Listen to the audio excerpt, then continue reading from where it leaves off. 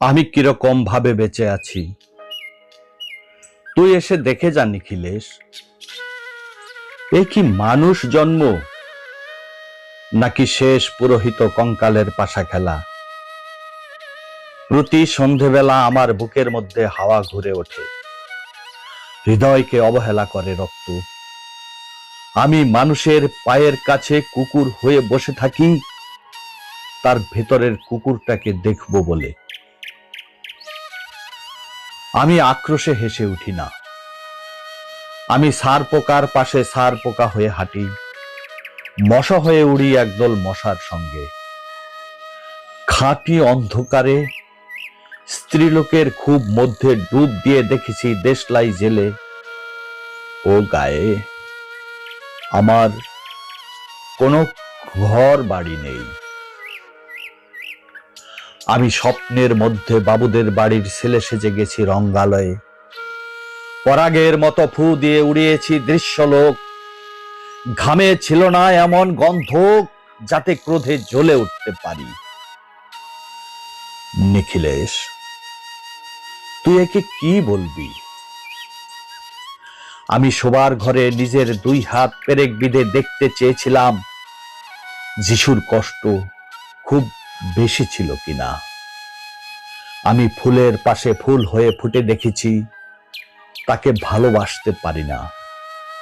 আমি কপাল থেকে ঘামের মতন মুছে নিয়েছি পিতামহের নাম। আমি শ্মশানে গিয়ে মরে যাবার বদলে মাইরি ঘুমিয়ে পড়েছিলাম। নিখিলেশ, আমি এইরকম ভাবে বেঁচে আছি। তোর সঙ্গে জীবন বদল করে কোনো লাভ হলো না আমার। একই নদীর তরঙ্গে ছেলেবেলার মতো ডুবসাঁতার, অথবা চশমা বদলের মতো কয়েক মিনিট আলোড়ন, অথবা গভীর রাত্রে সঙ্গম নিরত দম্পতির পাশে শুয়ে পুনরায় জন্ম ভিক্ষা। কেননা সময় নেই। আমার ঘরের দেওয়ালের চুন ভাঙা দাগটিও বড় প্রিয়। মৃত গাছটির পাশে উত্তরের হাওয়ায় কিছুটা মায়া লেগে আছে। ভুল নাম ভুল স্বপ্ন থেকে বাইরে এসে দেখি উই পোকায় খেয়ে গেছে চিঠির বান্ডিল। তবু অক্লেশে হলুদকে হলুদ বলে ডাকতে পারি।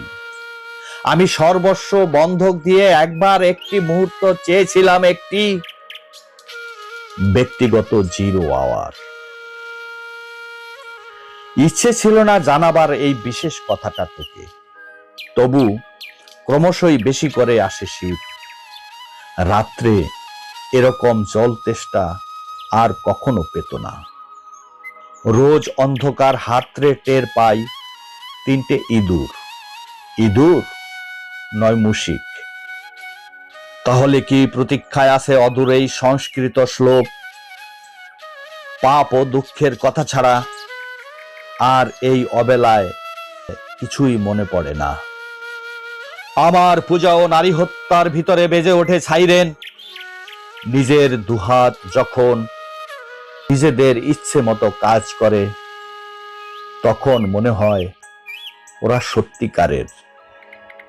আজকাল আমার নিজের চোখ দুটো মনে হয় এক পলক সত্যি চোখ।